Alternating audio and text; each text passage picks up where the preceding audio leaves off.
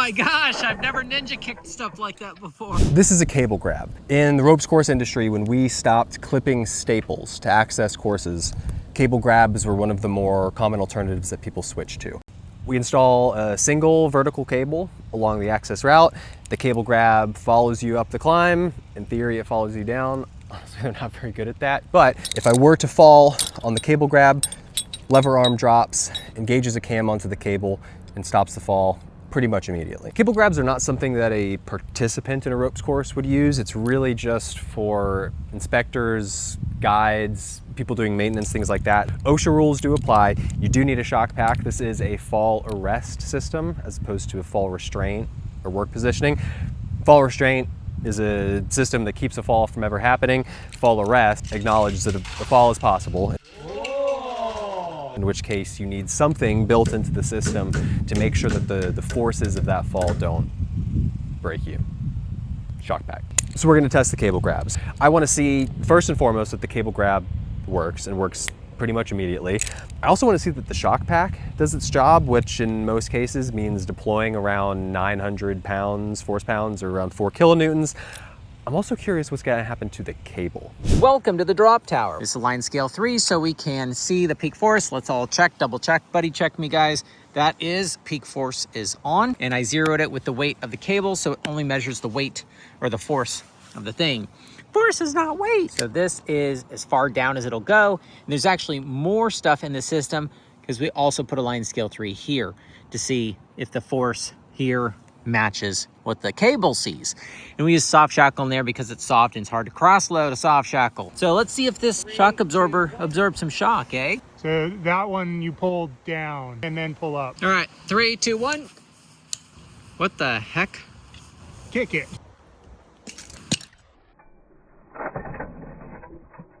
Oh my gosh, I've never ninja kicked stuff like that before. Was that as good for you as it was for me? Pretty boring from down here. Oh, I was real not bored. It looks like it ripped something. I wonder if that's bad for the cable. We all want to know. 4.47. I thought that was supposed to prevent it from going past 4. That's what I thought too. I mean, I couldn't find ratings for the Mayo cable grab. Curious how soft release works? Works like that. So we know we have control. It is now slowly going down. Not the end of the world if it drops. Deployed shock pack, and we only saw 3.46 kilonewtons. I think we started up here, so I do think it slipped a little bit. I don't think it's functional anymore. Going up, it says no. Oh, okay. I got it to disengage. That looks okay. We do have a little bit of kink in the cable, pretty minor. This model has a wheel here. It uncams like so. I find these challenging to put on the cable.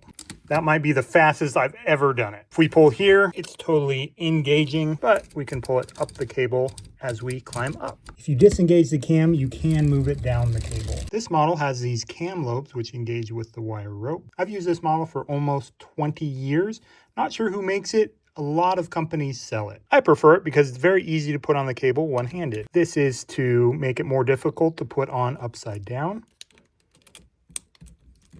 Once the carabiner is in here, you can't take it off the cable. It moves up easily, down not so much. This style often gets used with this style of shock pack. There's a number of companies that make them. These have a specialized shock pack that goes with them. This cable grabber has been around for a long time. This is a model you can buy now from UltraSafe. It is super similar, but there are some differences. The spring on this seems to be weaker than the spring on this one. The bottom arm is 3 pieces on both. The newer one has more gaps. On the top arms, has different bushings, and this has 2 pieces. Old style only has 1. Poof, instantly just reset as if only life worked that way. So here is Fusion's shock absorber. Let's pull this little grenade pen out of that system there. And that's what keeps that from lifting, which supposedly keeps it from deploying. 3, 2, 1.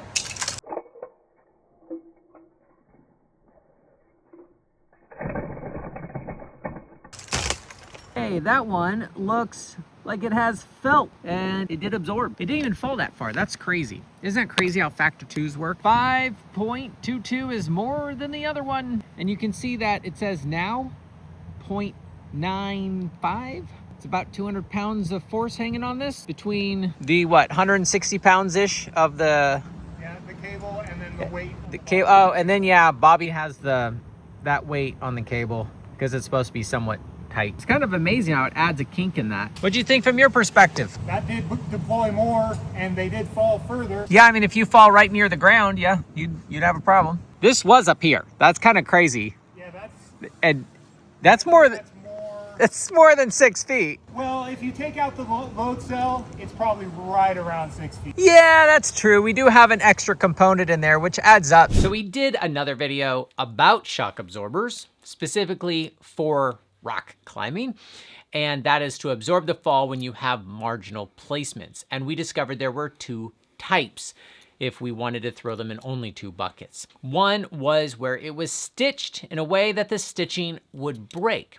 And then the other kind was woven together in a way that the weave would break, and it looked like felt when it got pulled apart. Then we had fun and put a whole bunch of them in a series, in line, to see if it would absorb the fall more. And it shock absorbed so well that it continued to fall until it literally hit the ground.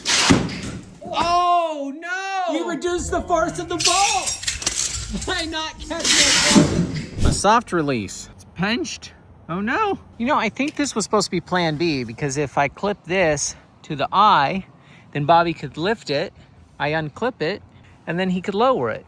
Because Bobby has a Z2A or a Z2R down there. So a drill powered ascender not only lifts, but lowers. After the shock pack deployed, our dummy saw 4.72 kilonewtons. Cable grabber is really cammed in there.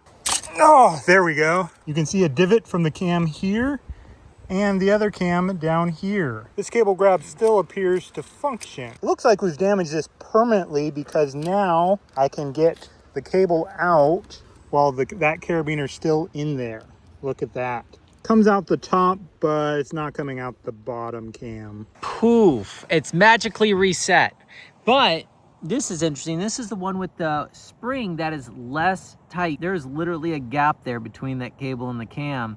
So what I want to know is if that slips before it catches. So now we are going to pull out the grenade pen. 3, 2, 1.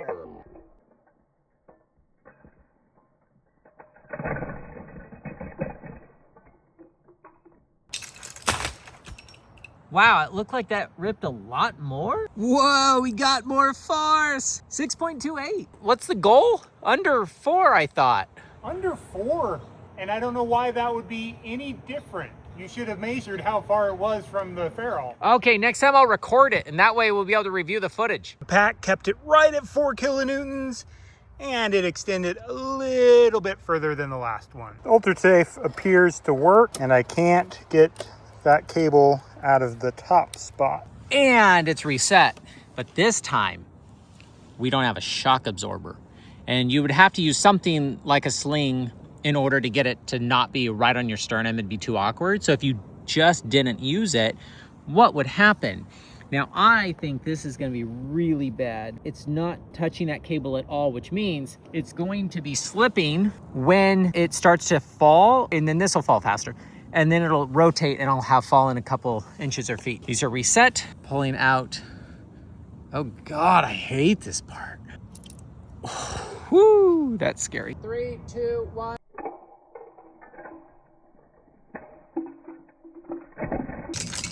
Oh yeah, that definitely slipped. Wow, it damaged the cable a bit. I heard something bad, you know, something real bad. 15.65, that would 3 times higher. Yeah, that would mess you up, buddy.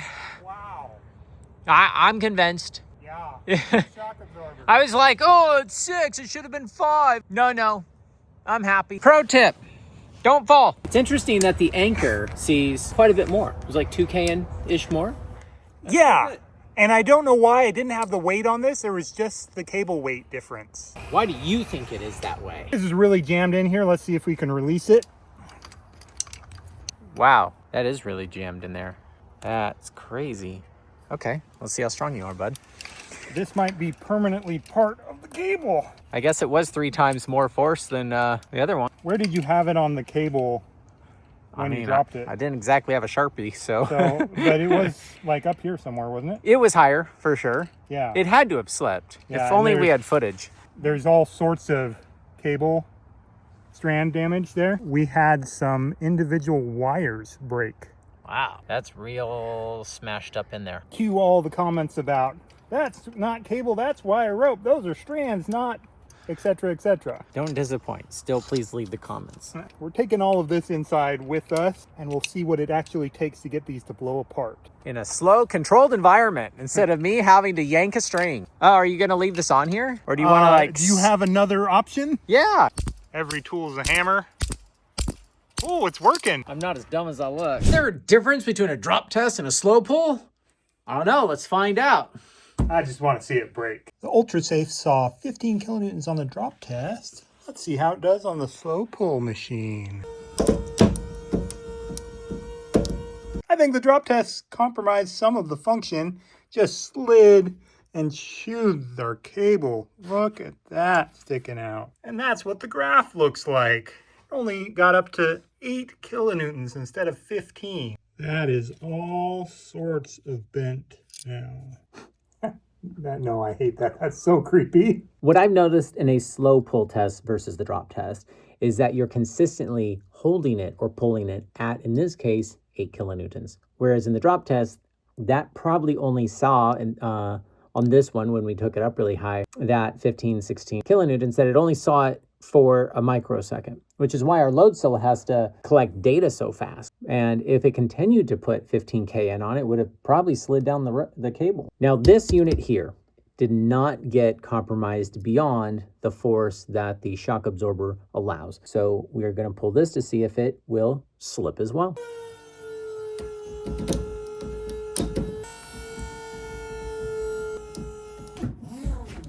That one only got 5 kN, and it was slipping around 3.5 kN. Whoa, whoa. I bet you can't guess what I'm about to say. Wow, that's warm. This isn't. This is. Were you expecting that? It's not compromised. I mean, it was compromised a little bit, but that is lower than I expected to see on that. That's crazy, because that's what it sees with the screamer, but only for a microsecond versus a slow pull. See if we can get this off. Oh, got it. This one, before it was compromised enough to do this before, and it's still doing that. Let's see if we can get the other. Oh, wow. Okay. With the carabiner in there. With the carabiner on. This is not good anymore. So I shouldn't just rub my hand along this cable? This cable would fail inspection. Do you think it's compromising our tests? This seemed the least affected by the test. Yep, it's still annoying to put this pin in. Let's see what that gets on this compromised cable. Did you get I it? stabbed myself. We've been making video content about that. Doesn't happen with Amsteel. Just so we're clear, this is the stuff I'm used to using. Diameter for diameter, it's the same strength, and obviously a whole bunch lighter.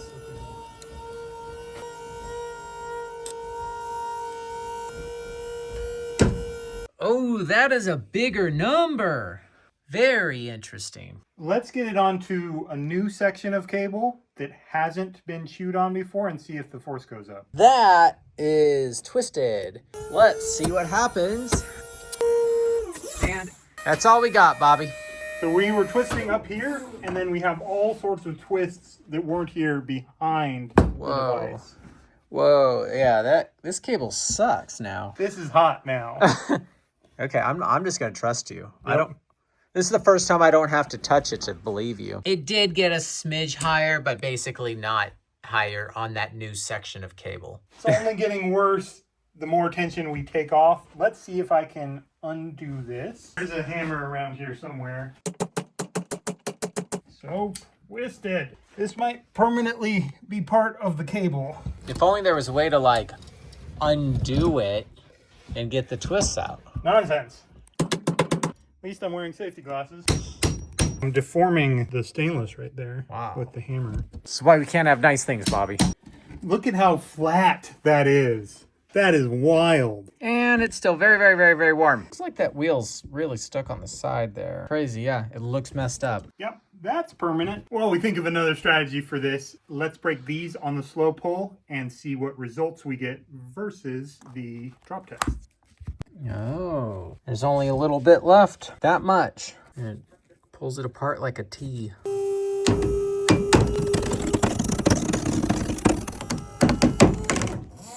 Whoa, look at that. It really, really tore. Wow, that's warm. That's different than what we saw on the drop test.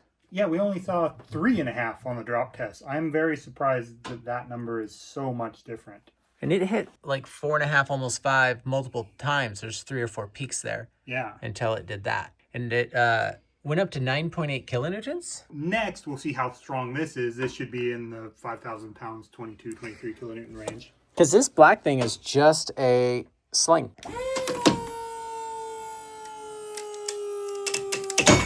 Wow, it broke in the stitches. I would have expected that to be a few kilonewtons stronger to meet that 5,000 pound standard.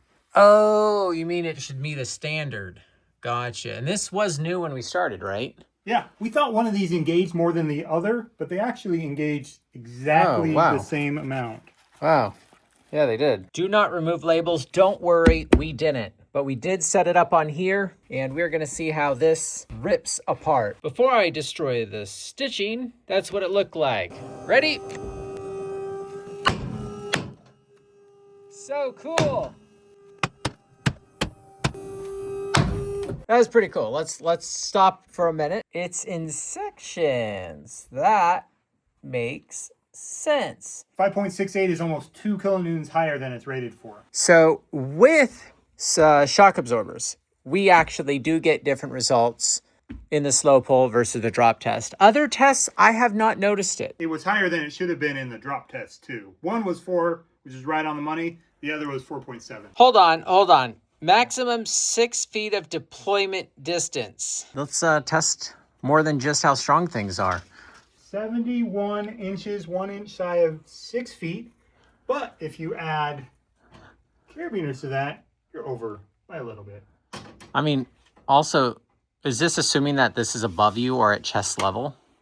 Like, you still got to fall before this even starts. Yeah. So that's not 5,000 pounds, and you're not going to stop before a real 6 feet.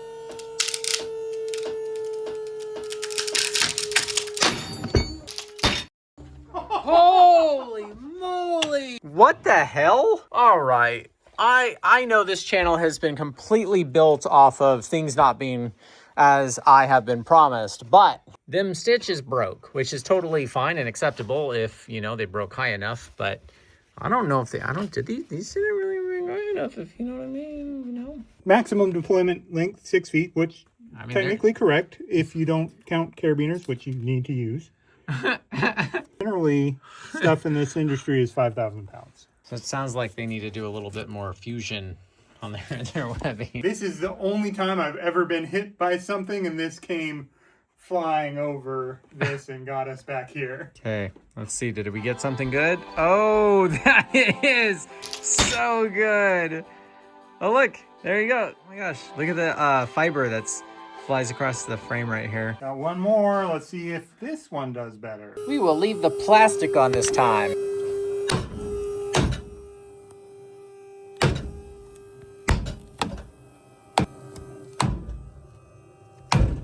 There are a few of those that are below 5 kilograms.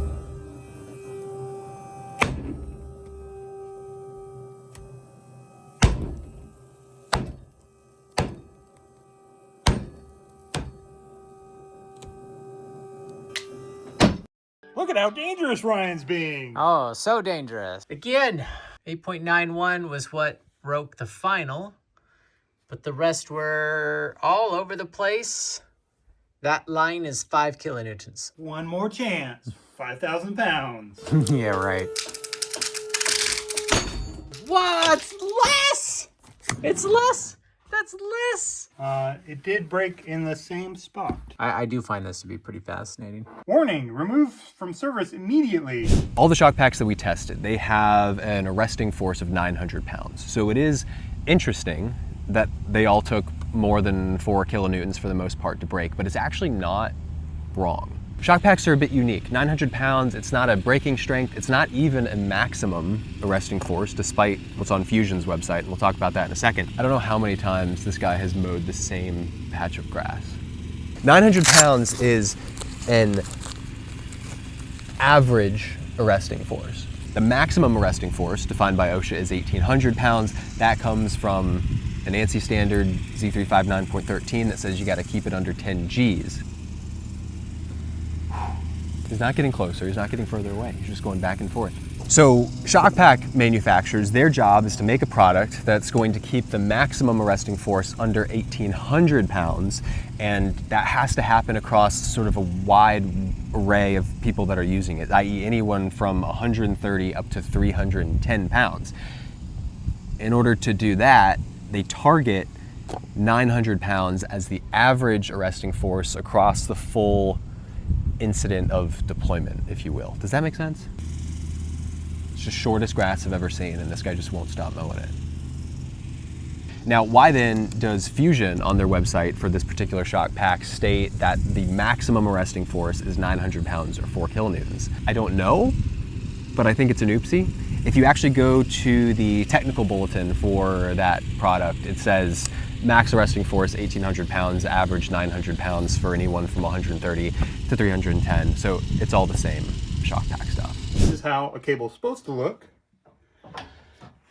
And this is probably the most damaged cable I've ever seen. Let's see how strong it is.